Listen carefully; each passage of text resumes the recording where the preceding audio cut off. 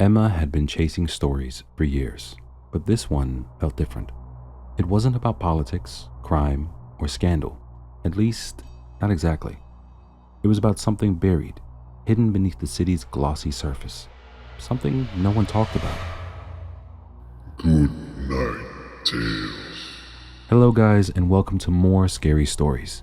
These are excellent stories carefully curated for you, so sit back, relax, and enjoy the stories. She sat at her cluttered desk in her small apartment, the city lights streaming through blinds, casting stripes across piles of notes, half-drunk coffee cups, and a laptop flickering with social media feeds. A new message pinged in her inbox. It was anonymous. If you want the truth about the Hollow Ones, meet me at the Old Bell Street Cafe, midnight. Come alone. Emma's pulse quickened. She had heard whispers of the Hollow Ones before, rumors circulating on fringe forums, missing persons cases dismissed as runaways or accidents, vague warnings from people who claimed to have seen them in the night. Nothing concrete, nothing anyone could publish. But here was a lead, and it was as direct as it could get. She grabbed her coat, shoved her camera bag over her shoulder, and headed out. The streets were unusually quiet for a Friday night. Neon signs buzzed softly above closed storefronts, and the occasional car drove past, leaving streaks of red and white light. The city had that hollow feeling, the kind that made every shadow look like it was waiting. The Bell Street Cafe was tucked between a laundromat and a pawn shop, its windows fogged from years of neglect. Inside, a single figure sat in the corner, back to the wall, hood drawn low over the face. Emma approached cautiously. "You're the journalist," the figure said, voice low, almost a whisper. "I know you've been looking into them." Emma nodded. "How do you know I've been looking?" The figure shrugged. "They watch. Everyone watches. You need to understand, these people aren't what they seem. The Hollow Ones. They're organized, intelligent, patient, dangerous." Emma pulled out her notebook. "Why tell me this?" The figure leaned closer. "Because curiosity kills, and you're too close." Before she could ask what that meant, the figure was gone. No one had entered or exited in the last 10 minutes. Emma blinked, confused, a chill creeping up her spine. Something about the way the voice lingered. It didn't feel human. She spent the next week digging. Publicly, the Hollow Ones presented themselves as an exclusive wellness and mindfulness community. Meditation sessions, social gatherings, transformational workshops. Pictures on social media showed smiling faces, serene parks, polished interiors. But the closer Emma looked, the more she noticed the patterns. The same people in multiple locations, always in the background, always watching, always smiling just a little too wide. Then she found the missing persons cases. 5 over the last 2 years. All adults, all last seen near gatherings advertised by the group. All reported missing after attending a special event. Official police reports were vague, citing personal reasons, mental health, or voluntary disappearance. Nothing linked them directly to the group, nothing to publish, yet the coincidence was too strong to ignore. Emma decided to attend a public event herself. She registered online, paid the modest fee, and arrived at the venue, a converted loft in an industrial part of the city. The elevator ride up was cramped, and she noticed the faint smell of incense before stepping out into a large, open space. The room was dimly lit, candles along the walls flickering in rhythm with soft, ambient music. People milled about, chatting politely, their smiles careful, rehearsed. They wore matching black lanyards with subtle, unrecognizable symbols. Everyone seemed to know each other, exchanging glances that Emma didn't understand. A man with a sharp suit and a gentle voice approached her. "Welcome," he said. "We're so glad you could join us tonight. Feel free to explore, meet others. But remember, this is a place of trust and openness. Leave your judgments at the door." Emma nodded, forcing a smile. Something about him didn't feel right. Too smooth, too controlled. She moved through the crowd, filming discreetly. Faces that initially seemed friendly now felt hollow. Eyes too dark, too knowing. Every conversation she overheard was cryptic, everyone talking in subtle code, as though they shared secrets she couldn't grasp. By the end of the evening, Emma had collected more questions than answers, but as she left, walking to her car in the shadowed parking lot, she felt a presence behind her. She turned sharply. Empty lot. Her heart raced. Then a whisper. "Emma." Her breath caught. It was faint, barely audible, yet unmistakable. Her name. She spun around again. Nothing. Just the city's hum, the distant siren, and the flickering light of a street lamp. She hurried to her car, glancing back, expecting, hoping, to see someone, but the lot was empty. Her phone buzzed, a new message from an unknown number. "We know you saw us. You cannot leave now. You are part of this, whether you want to be or not." Emma stared at the screen, heart hammering. Her rational mind screamed that this was a threat, a prank. But a deeper, colder part of her, the part that had chased stories into the darkest corners of the cities before, felt the unmistakable weight of being watched. That night, Emma couldn't sleep. Every creak of her apartment sounded like footsteps. Every shadow looked alive. The city outside hummed on, oblivious, while she sat clutching her camera, thinking about the faces at the event, the whispers in the parking lot, and the message on her phone. She didn't know it yet, but stepping into the Hollow One's orbit was irreversible. The first threads had wrapped around her life, and each move she made would pull her deeper into the web she didn't understand and couldn't escape. And in the dark corners of the city, someone or something was already watching. The next message came at exactly 11:47 p.m., cutting through the hum of her apartment like a knife. Emma's phone vibrated on the nightstand. She picked it up, reading the screen with a mix of disbelief and dread. "Midnight, 42 Grant Street. Come alone. Don't be late." Her fingers trembled. The address was unfamiliar, tucked in a part of the city she rarely visited, a district of warehouses and abandoned factories. Rationally, she knew she should ignore it, call the police, or at least let someone know. But curiosity, dangerous, insistent curiosity, won. She slipped on her coat and left, the city quiet, eerily empty, as though it knew she was about to cross a line. Streetlights flickered intermittently, painting the pavement in uneven stripes of light and shadow. Every echo of her footsteps sounded louder than it should. Grant Street was a narrow alley lined with buildings that leaned toward each other, brick facades scarred with graffiti and neglect. At number 42, a black door with no signage stood silently, candles flickering faintly behind small, grimy windows. Emma paused, taking a deep breath. She pulled her camera from her bag and pressed record. The door opened before she could knock. A man, tall, faceless under the shadow of a hood, gestured for her to enter. Inside, the air was heavy, scented with incense and something sharper, metallic, almost like blood. The room was dimly lit, circular with a low ceiling that pressed down on her.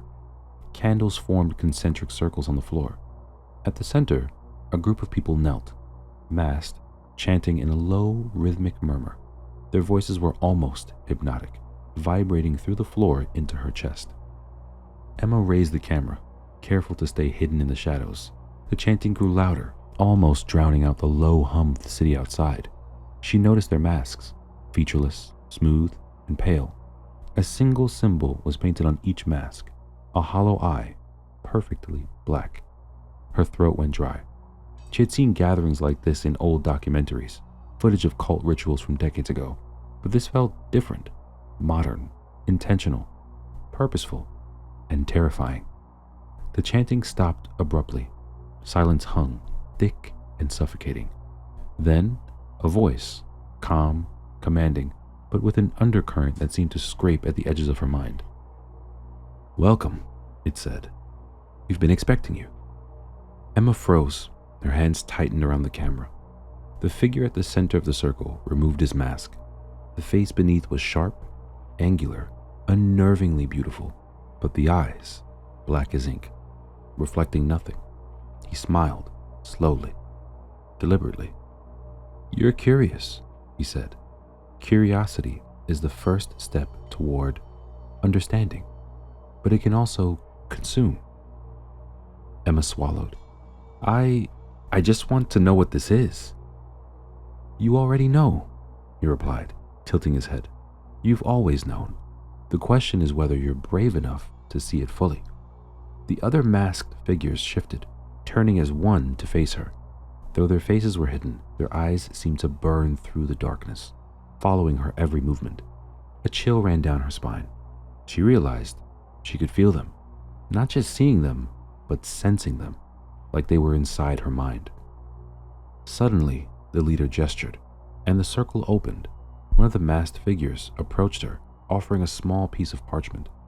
Emma took it cautiously. On it was a symbol she recognized from her research, the hollow eye. But beneath it, written in a flowing, unfamiliar script, were words that seemed to pulse as she stared. See what cannot be unseen. Hear what cannot be ignored. Join or be left. Emma's stomach twisted. Every rational instinct screamed at her to leave, to run, to escape. But her curiosity, the same force that had driven her to investigate missing persons, to infiltrate this group, refused to let her walk away. She followed the masked figure deeper into the building, through narrow hallways lined with black curtains and faint, flickering candlelight. Each step felt heavier than the last, as though the floor itself resisted her presence. Whispering followed her, soft, unintelligible murmurs that seemed to come from the walls, the floor, the very air around her. At last, they entered a large chamber. The walls were covered in murals, twisted, surreal images of figures with hollow eyes, consumed by shadows, reaching for light they could never touch. In the center, a shallow pit burned with candles, and the leader stood beside it.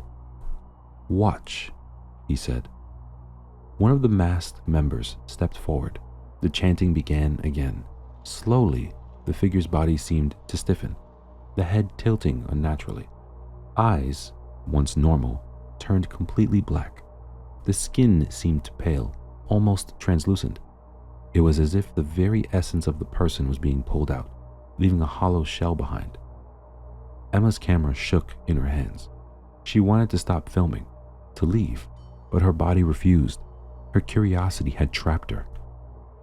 The ritual ended, and the hollow-eyed follower knelt, expressionless, staring at the floor. The leader's gaze flicked toward her, sharp and knowing. "You see it now," he said softly. "This is our gift. To become hollow is to become free. To see, to know, to exist beyond fear."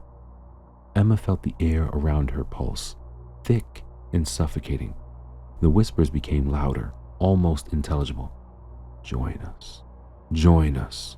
Join us." Panic surged. She backed toward the exit, only to find the hallway behind her lengthened impossibly. Shadows twisted, walls bending as if the building itself were alive. The candles flickered violently, and the chanting swelled into a roar that rattled her chest. And then, as suddenly as it began, everything stopped. Silence. The walls straightened. The hallway returned to normal, the door ahead standing quietly. Emma didn't hesitate. She ran, heart pounding, camera bouncing in her hands, down the alley and into the empty streets. She didn't stop until she was back in her apartment, gasping for air. But the city outside seemed different, quieter, watching. And when she glanced at her camera screen, she saw something impossible. Faint, shadowy figures in the footage, standing just behind her, watching. Her phone buzzed again. Another message from the unknown number. "You cannot unsee it. You cannot leave. The hollow ones know you." Emma sank to the floor. Her instinct screamed for escape, but the truth was undeniable. She had stepped too close. The veil had been lifted, and there was no turning back. Emma didn't sleep that night. Every sound in her apartment, the hum of the refrigerator, the distant rumble of traffic, even the soft scuff of her own footsteps, felt amplified, unnatural. Shadows stretched long and wrong across the walls, curling in corners like living things, and everywhere she looked, she felt eyes on her, black, hollow, unblinking. The next morning, she dove into the city's archives, scouring old newspapers, missing persons reports, and police bulletins. What she found made her stomach twist. Decades of disappearances, every case linked, somehow, to gatherings advertised by the Hollow Ones. People vanished from parties, wellness workshops, and exclusive midnight gatherings. Most were declared runaways, some labeled voluntary disappearances, but patterns emerged. A symbol carved into door frames, a hollow eye always near the last known location. Victims' social media accounts erased, leaving no trace. CCTV footage often corrupted or distorted at the exact moment they vanished. Emma felt the chill of inevitability. This was not just a cult. This was a machine, a predator. She began tracking modern disappearances, mapping locations, dates, even times of day. Every thread led to the hollow ones. Every missing person had been photographed, often hundreds of times at events nobody else noticed. Emma realized something terrifying. She herself had been photographed, everywhere. She checked her phone. Every social media app, every post, every photo she'd taken over the last 2 months contained anomalies, shadows she hadn't noticed, faces she didn't recognize, watching her. It wasn't just paranoia, it was real. The whispers began the night after she compiled the data. At first, faint murmurs when she was alone, almost drowned out by the city. Then, in the subway, while she filmed the location, voices murmuring her name. Emma. Emma. On her recordings, shadowy figures appeared in the background, standing behind strangers, observing her. When she tried to show them to friends, the footage looked normal. Only on her own playback, only in certain frames, did the figures appear. Emma began to notice people on the street, followers, casual glances, passing strangers, brief eye contact, but always the same hollow-eyed stare. They didn't approach, they didn't speak, they just watched, always. She reached out to someone who had disappeared but returned, a man named Curtis, pale, nervous, constantly glancing over his shoulder. "They watch everything," Curtis whispered when she met him in a dim coffee shop. "Every movement, every post, every thought. The hollow ones, they don't just take people, they remake them." Emma leaned in. Remake? How? Curtis shook his head, voice dropping. "You don't want to know. They call it the hollowing. You disappear, and when you come back, you're not the same. Empty, eyes black, smiling without thinking. You serve." Emma's hands shook. She thought of the masked figures at the last gathering, the chanting, the hollow-eyed follower. Curtis continued, lowering his voice further. "Some people escape before it's complete, but even they never forget. They hear us, always." Emma's apartment felt suddenly smaller, colder. Shadows pressed against the walls. A photo on her desk taken months ago seemed wrong. The background darkened, a figure just behind her shoulder. She hadn't noticed it when she took the picture. Everywhere she went, the city seemed subtly altered. Alleyways too long, streetlights flickering, windows reflecting shapes that weren't there. She realized, with a cold, sinking feeling, that the cult's influence extended far beyond their gatherings.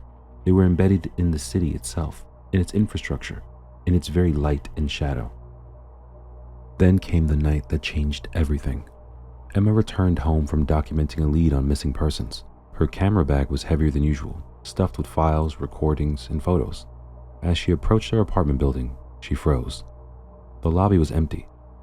Too empty. The hum of the city outside had dimmed. Her phone buzzed. Unknown number. A simple message.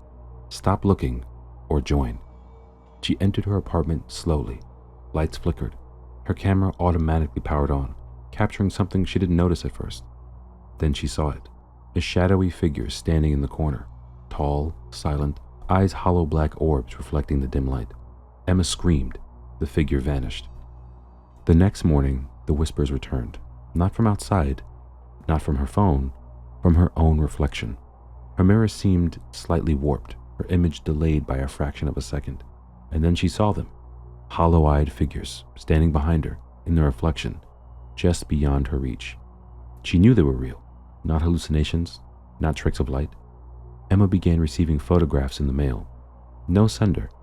Each photo was of her apartment, her street, her office. Each showed figures standing just out of focus in the background, watching, waiting. Sleep became impossible. She barricaded herself in her apartment at night, every creak, every shadow, every flicker of light sending adrenaline racing through her veins. One night, she heard footsteps on the stairs, heavy, deliberate, unhurried. Then a knock at her door. 3 slow, deliberate knocks. "Emma," the voice whispered from the other side. The same voice from the alley, from the parking lot, from the message.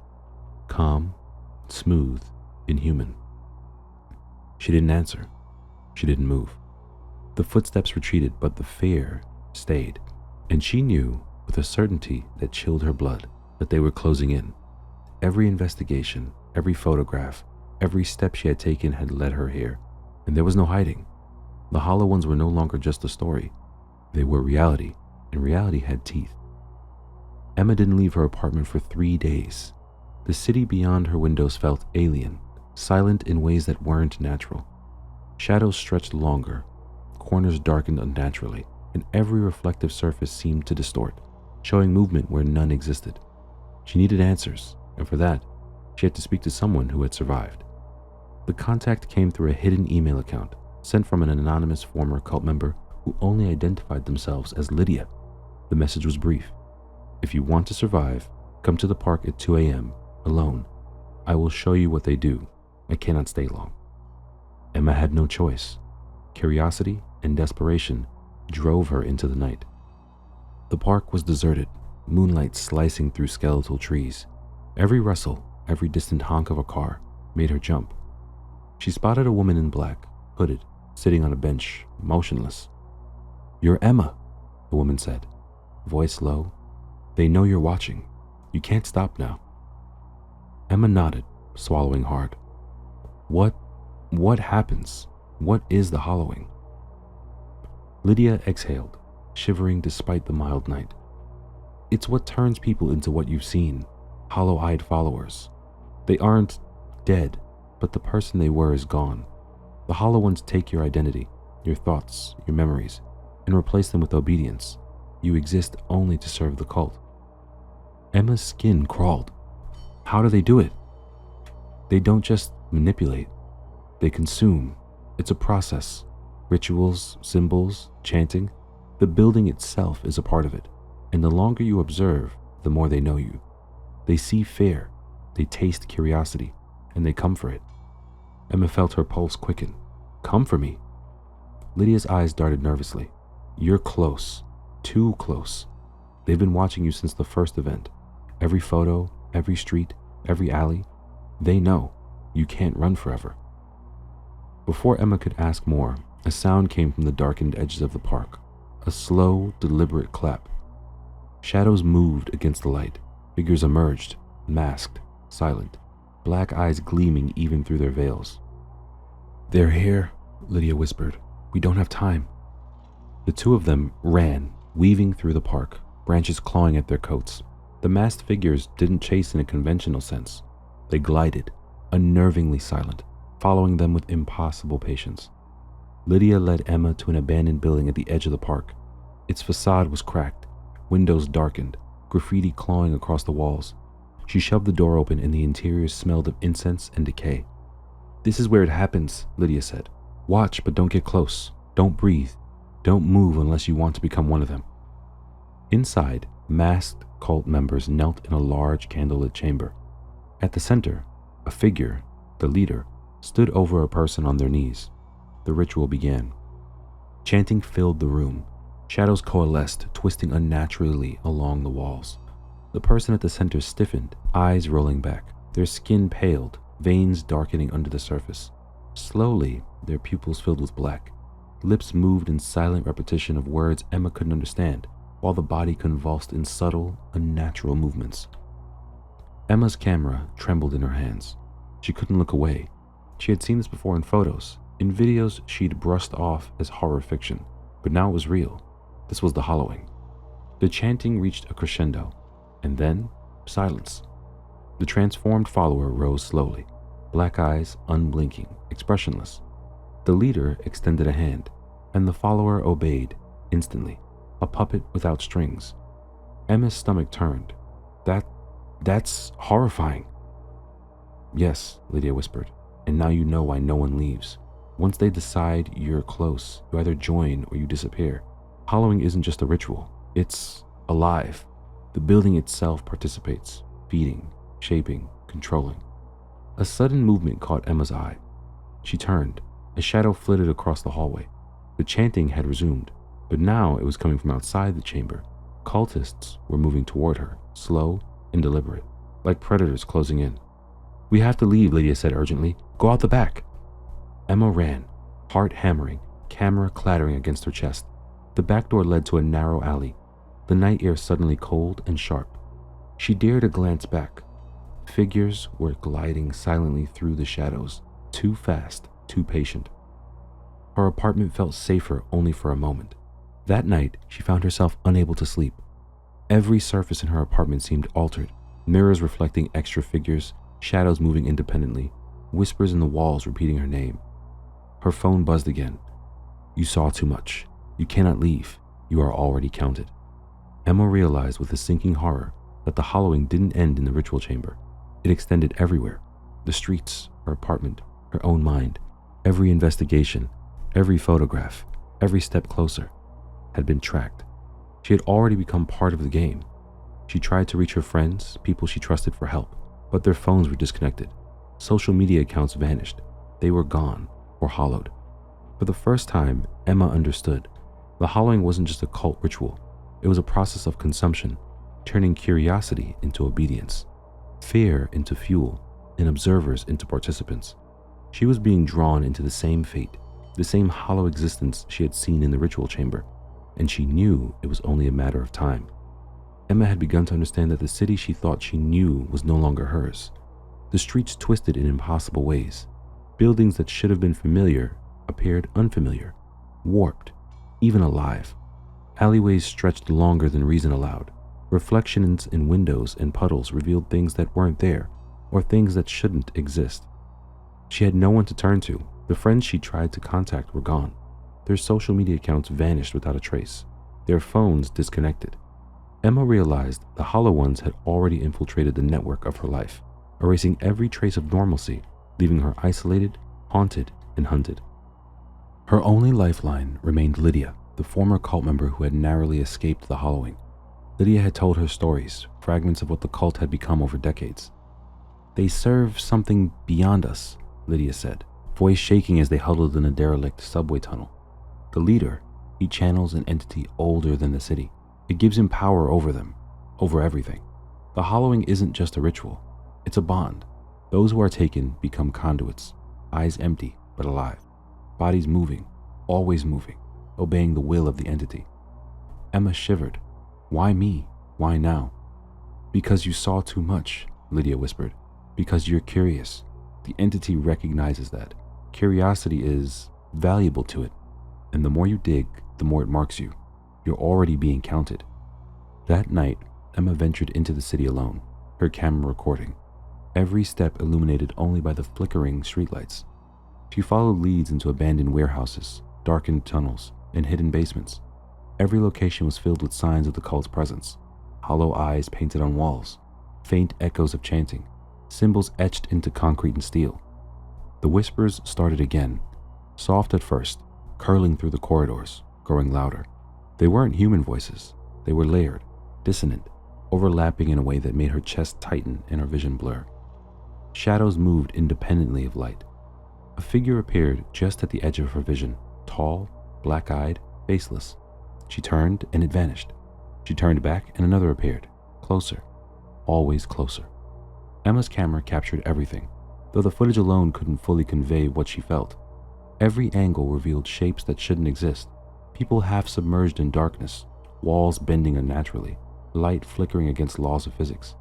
She finally reached a building deeper in the network of abandoned spaces.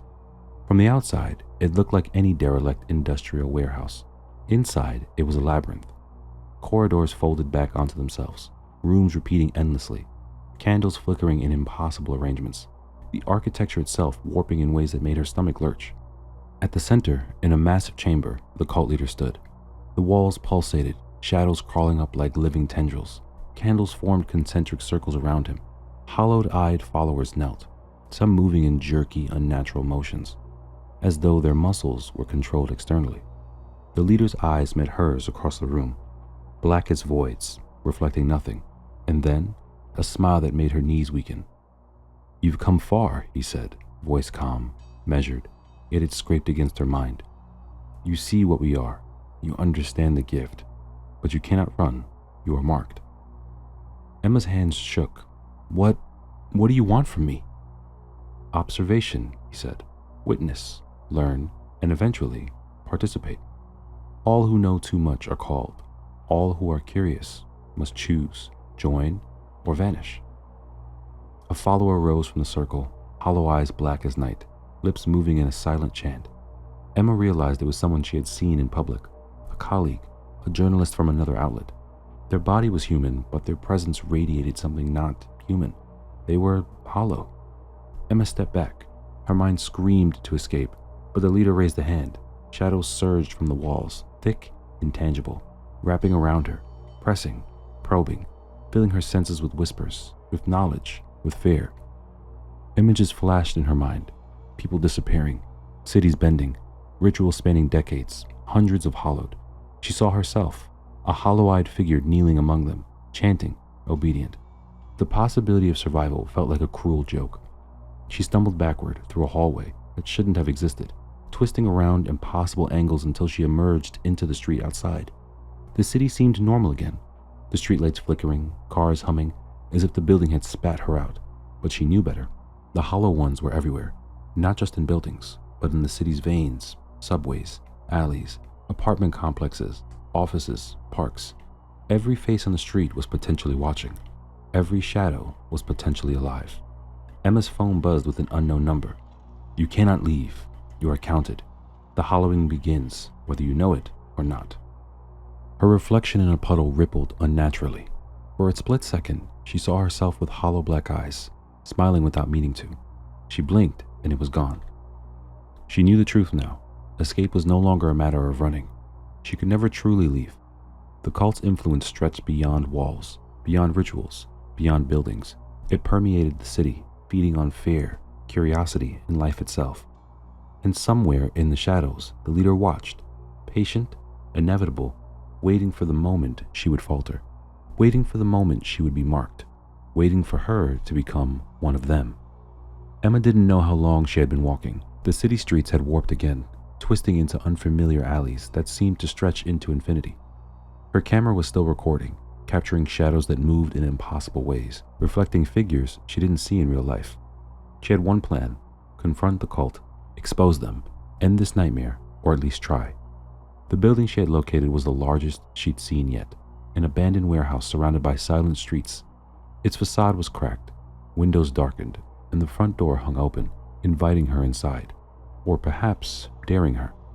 Inside, the air was thick with incense and a metallic tang she couldn't place. Candles lit the chamber in concentric circles. Hollow-eyed figures knelt silently, their heads bowed. At the center, the leader awaited, black eyes gleaming like voids. "You've come," he said, voice smooth, resonant, like it vibrated inside her chest. "We were waiting." Emma raised her camera. "I'm exposing you," she said, voice trembling but defiant. "The world will see what you are." He smiled. "The world already sees. You just weren't ready to understand. And now, neither are you." The chanting began, low at first, then rising, filling the chamber with an almost tangible pressure. The walls seemed to pulse, the shadows crawling up from the floors, stretching across the ceiling. The hollowed-eyed followers rose, moving as one, gliding toward her, silent except for the whisper of the ritual's energy. Emma stumbled back, camera shaking, recording everything. She watched, horrified, as one follower knelt before the leader, body convulsing subtly. Eyes rolled back, then blackened completely. Lips moved in silent repetition of words she could barely comprehend. It wasn't just a ritual. It was a process of consumption. The figure was being unmade and remade, drained of everything that had made them human. Her heart pounded. She could feel it, the energy, the presence.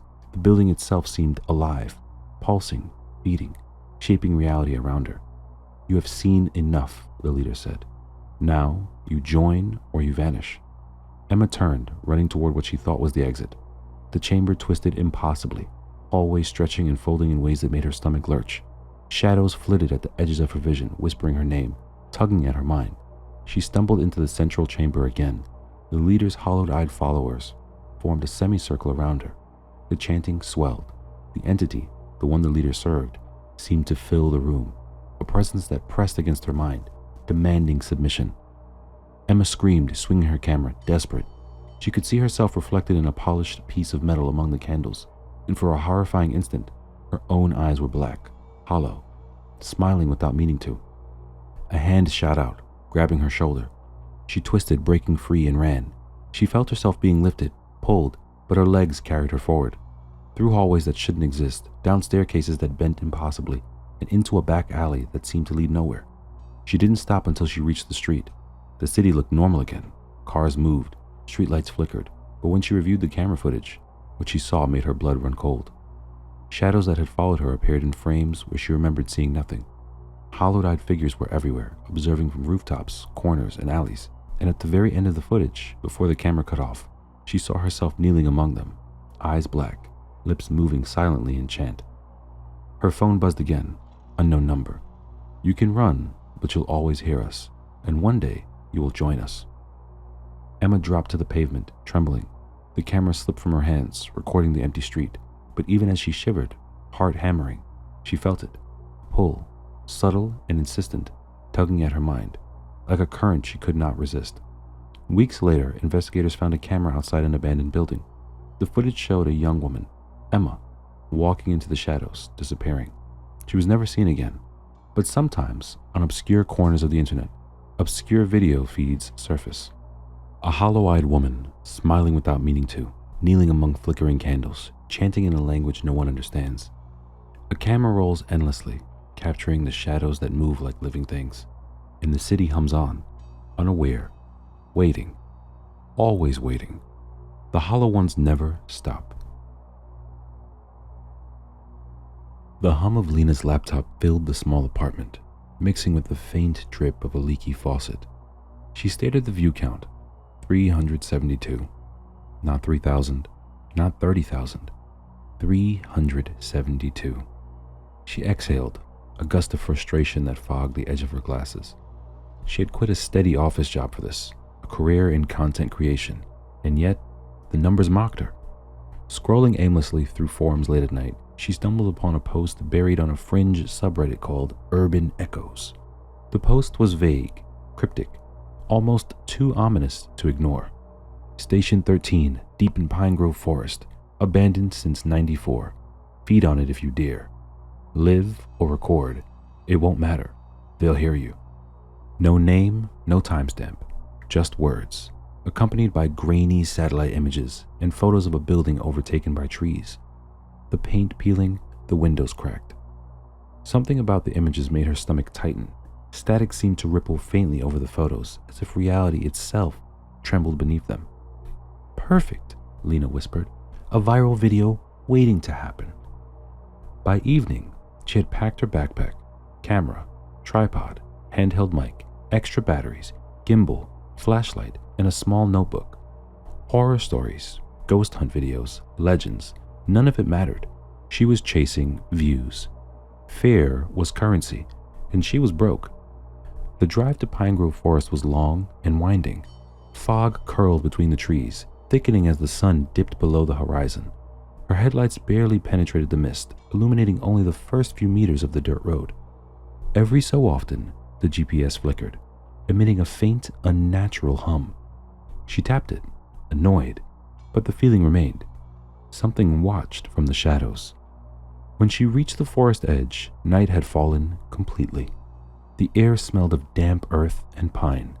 A narrow, barely visible path wound into the darkness, and there it was, Station 13. The building was more ruin than structure. Rusted metal siding sagged in unnatural angles. Broken windows gaped like open mouths, black and empty. The faded letters, Station 13, were barely legible beneath years of grime. An antenna leaned at a 45-degree angle, curling into the fog like a skeletal finger. The air felt charged, vibrating faintly.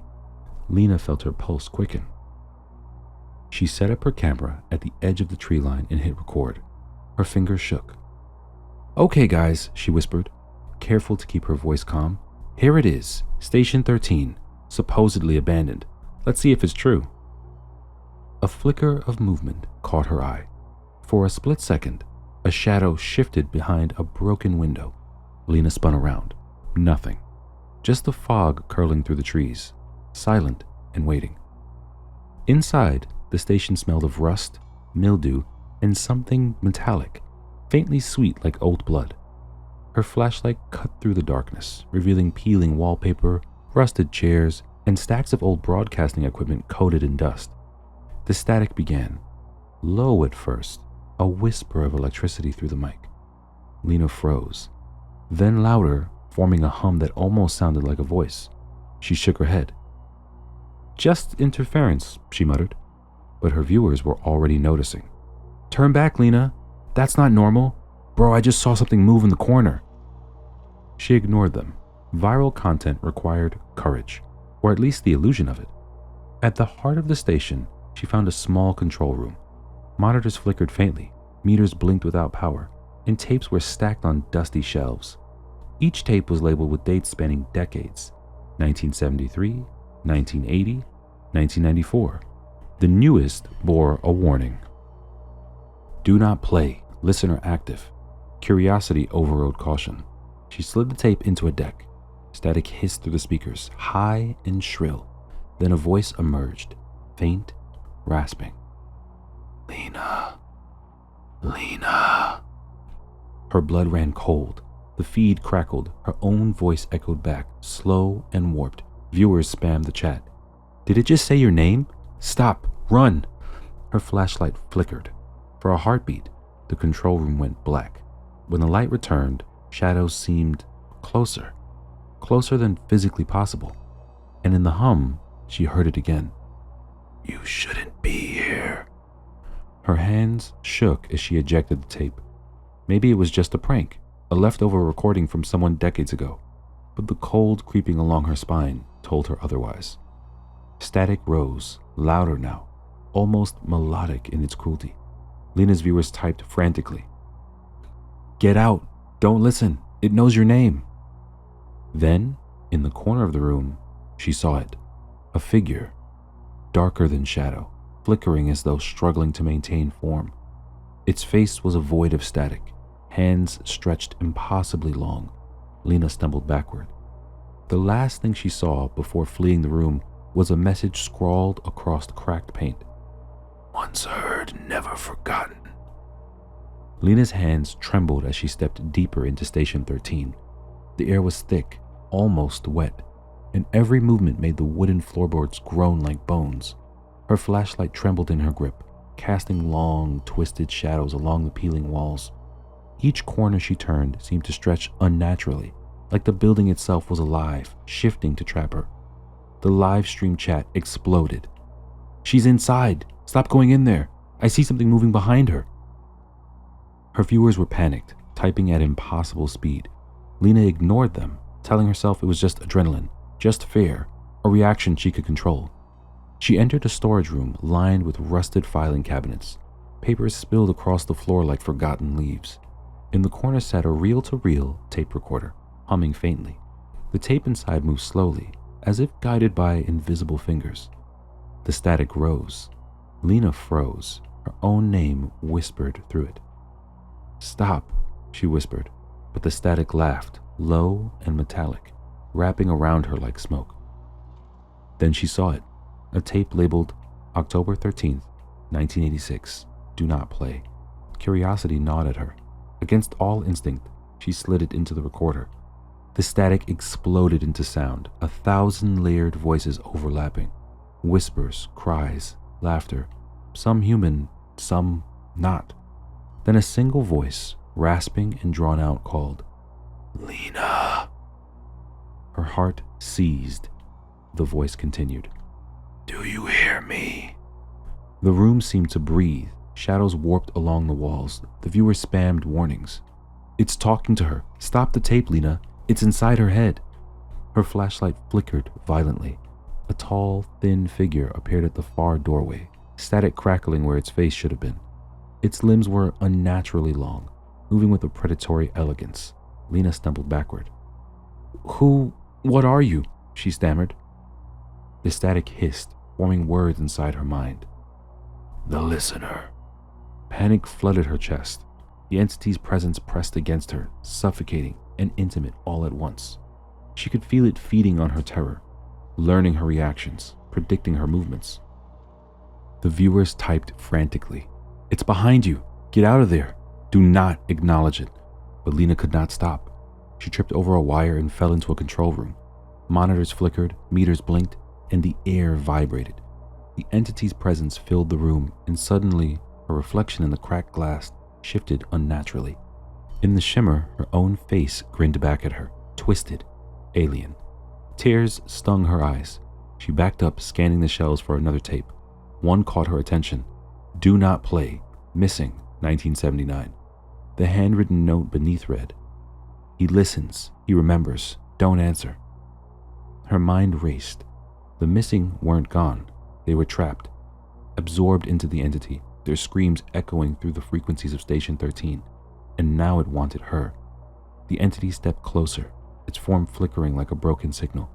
Shadows crept along the floor, stretching unnaturally, reaching toward her. The static coalesced into a whisper. "Tell them what you see." Lena's fingers trembled as she reached for the camera. The viewers were watching, their messages frantic. What is happening? It's controlling her. She's screaming, but there's no sound. The entity forced her voice to move. Words came out, describing every horrifying image. Faces of the missing trapped forever, twisted in silent screams. Shadows reaching for the walls, whispers curling into the air. The viewers typed frantically, unable to look away. "Stop watching. It's inside her feed. We can hear the voices." Lena stumbled back, trying to destroy the tapes. One smashed, shards of plastic flying, but the static reassembled it instantly. Her scream was warped, broadcasted back to the live stream in distorted echoes. The entity laughed, metallic, cruel, triumphant. Walls warped around her. Hallways twisted, looping impossibly. Lena realized she could not rely on her senses anymore. Everything was distorted. Every shadow, every flicker, every whisper could be a trick, a lure. The viewers typed furiously, trying to communicate with her. "Don't follow the reflection. Ignore the voices. Run." But the entity guided her movements, pulling her toward the control panel. Her own reflection moved independently, beckoning her closer. She saw the faces of the missing in the shadows, their mouths opening in silent terror. And then she realized she was no longer just a person. She was part of the broadcast, a vessel. The entity's hunger had found a new conduit. Static surged. Lena's body convulsed. Her voice, twisted and warped, broadcasted every detail of the horrors she had witnessed. The viewers watched, mesmerized, horrified, helpless. Her last thought, fleeting and desperate, was a warning. "Do not let it reach you." The feed continued. The static hummed. The shadows moved, and somewhere, deep within the building, the entity whispered, patient and hungry. "Welcome, Lena. Your fare is delicious." Lena staggered back from the control panel, her body trembling as if the building itself had injected fear into her veins. The static had become a presence, thick and heavy, curling around her chest like invisible hands. Every heartbeat echoed in her skull, amplified by the humming machinery. The shadows in the room writhed unnaturally, moving independently of any light source. Shapes slipped along the walls, forming half-seen figures. A man with hollow eyes, a child with a fractured smile, hands reaching from broken floors. Lena's camera captured everything, broadcasting her terror live. "It's controlling her mind," typed a viewer. "Her reflection is moving without her. This isn't a joke." Her reflection in the cracked glass of the control panel shifted again. This time, it moved on its own, tilting its head, grinning, lips whispering words that her mouth did not form. Lena's stomach churned. She had never believed in the supernatural, but now, logic was useless. Her senses no longer belonged to her. The entity's voice pierced her mind directly. "You will broadcast. You will scream. You will stay." The room warped around her. A doorway she had passed earlier now opened onto another room, one she didn't remember. Shadows pooled in the corners, curling toward her. When she turned, she saw dozens of her own faces staring back from broken monitors, mouths moving in silent screams. The entity had multiplied her reflection, trapping her in a hall of mirrors that didn't exist. The static intensified, forming patterns in the air, letters and symbols flickering briefly before dissolving. "Do not escape." Lena clawed at her hair, trying to shut it out, but every glance over her shoulder revealed movement, faces pressed against walls, fingers reaching, mouth screaming in agony. She realized the missing decades of lost people were not gone. They were trapped in the static, their screams forever woven into the station's broadcast. She stumbled backward and fell onto the floor, clutching a tape labeled "Do Not Play, The Origin." The old recorder hummed as she shoved it inside. For a heartbeat, the static surged and then paused. A memory flashed. Elias Harrow, the station's original owner, hunched over equipment, scribbling frantically in a candlelit journal. He had described the listener, a force born of sound, memory, and terror, feeding through broadcast frequencies. The realization hit her like ice water. She was now part of the listener's system. Panic surged, and Lena tried to destroy the tapes. She smashed one against the floor. The static screamed, the shards levitating, reconstructing themselves mid-air. Her scream warped, amplified through the live stream. The viewers typed in frenzied repetition, "It's taking her! Close your eyes! Don't let it hear you!" But Lena could not stop. The entity guided her hands, bending her movements to its will. Every step, every twitch, every uttered word became part of its power. She was both actor and conduit. She saw her own reflection once more. In the glass, she was smiling, hollow, distorted, unmoving. Her real face twitched beneath it, terrified and screaming silently. Shadows pressed from the corners, creeping into her vision until the room seemed alive, breathing, pulsating with malevolent intent. The static spoke again, this time with her own voice. "It is everywhere. It is hungry. It is patient. Do not resist." Lena's mind fractured further.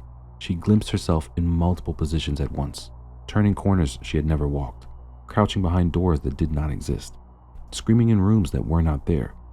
Her viewers watched, helpless, typing warnings she could barely comprehend. "She's seeing herself everywhere. The walls are alive. It's inside the stream." The entity surged, feeding on the horror, learning from her panic, becoming stronger with every heartbeat. Lena's remaining sense of self clung desperately to one thought. She must end the broadcast. If she could break the system, maybe, just maybe, she could sever the entity. She lunged for the oldest tape, the one labeled "Do Not Play, The Origin." The moment it touched the recorder, a shockwave of memory and terror erupted. Visions of the missing flashed before her eyes, hundreds of faces contorted in fear, their silent screams looping endlessly. The room itself groaned, walls warped, floors rippled like liquid, shadows licked at her legs.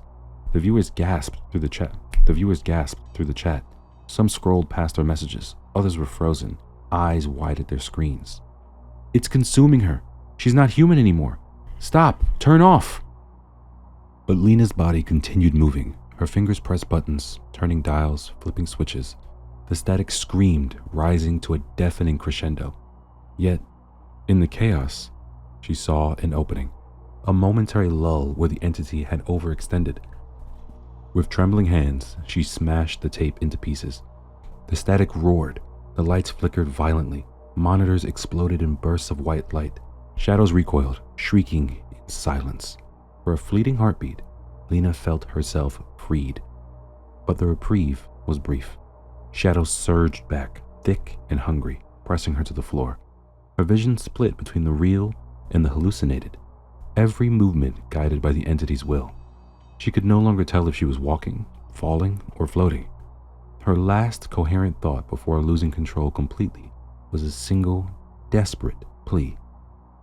"Please, someone, stop it." The live stream continued. Her viewers typed frantically, but the chat became fragmented, messages looping, freezing, disappearing. The entity had reached beyond the station, reaching through the stream, and somewhere in the shifting shadows, Lena's voice whispered, "Do not answer. Do not follow." The station hummed, alive with static, waiting, patient, hungry. Time had stopped and stretched all at once. Lena's body felt both present and unreal, as if she were only halfway there. Her consciousness tangled in the static that filled Station 13. The entity, the listener, was fully awake, fully aware, and now fully inside her. She understood everything. The missing from decades past were not gone. They had become part of the broadcast, trapped in the static. their terror looping endlessly. And now, she was joining them. Her fingers moved on their own, guided toward the control panel. Monitors flickered with faces she recognized, the missing, their eyes hollow, mouths open in silent screams, and then she saw herself on every screen, contorted, static-filled, smiling grotesquely. The live stream chat erupted. "She's gone insane. It's inside her feed. Turn it off." But she couldn't. The entity had control. Every movement, every breath, every word she attempted to speak became fuel for it. Her fleeting awareness fought back. She remembered the old journal of Elias Harrow, the station's original owner. He had written about the listener, warning that fear could be weaponized through broadcast, amplified by attention, sustained by terror. Lena realized she might be able to sever it if she destroyed the tapes completely. She smashed one of the oldest tapes against the floor. The static roared, twisting around her like a storm, but something broke in its rhythm. Another tape followed, then another. Sparks flew from the equipment, monitors flashing violently. For a brief moment, Lena felt herself free, but the entity retaliated. Shadows surged, pressing her down. The room warped, walls bending impossibly. The floor seemed liquid, swallowing her legs. Every heartbeat, every scream she had ever uttered, amplified the listener's strength. Her camera recorded everything. The viewers typed frantically. "It's consuming her. She's not human anymore. Close the stream." The entity's voice came inside her mind, sweet and cruel. "You will stay. You will scream. You will broadcast forever." Lena realized she could no longer escape. The entity had merged with her, using her as a vessel. Her reflection grinned at her from the cracked glass, mimicking her terror, a hollow echo of herself. The remaining viewers witnessed it live, Lena's body convulsing, her expressions warping into static-filled distortions. And then, a final flash. The screens went black. Silence. Outside, Pine Grove Forest was quiet. Fog curled around the twisted antenna of Station 13. The world seemed normal again, but a faint hum lingered, barely audible, like a heartbeat under the wind. The next day, local authorities reported the station abandoned. No sign of Lena, no trace of her live stream viewers. Only the wreckage of camera gear remained, charred and twisted, as if the static itself had burned it. Rumors spread quickly. Some locals claimed hearing whispers over their radios late at night. Lena's name, her screams, fragments of her live stream echoed through the frequencies. Months later, a viewer received an email with a single link. Clicking it opened a live stream, black and crackling, showing the empty Station 13. At first, everything seemed normal. Then the static surged, whispering in layered voices. "Join us. Don't leave. Forever." The viewer tried to close the window. The feed wouldn't quit. The chat, previously empty, began to flood with messages. "She's here. The listener sees you. Do not answer." And deep in the static, Lena's distorted voice whispered, "Please, don't answer." The broadcast continued indefinitely. Those who watched reported hearing their own names whispered, threats curling into their dreams. Station 13 was empty, but the entity had evolved. Through streams, through screens, it could reach farther than ever. Its hunger had no limits. The final image of the live stream, Lena herself, frozen in the control room, eyes hollow, face twisted into a smile that was not entirely hers. Static pulse behind her, alive, patient, and hungry. And somewhere, in the depths of the forest, the hum continued, waiting. Alright, so that wraps up these scary stories. Let me know if you enjoyed it, and make sure to like the video if you did. Also, make sure to comment if you want to hear more of these types of fictional stories. Also, if you're liking what you're hearing, make sure to subscribe and turn on the notification bell. It really helps the channel a lot and helps you stay updated on the latest scary stories.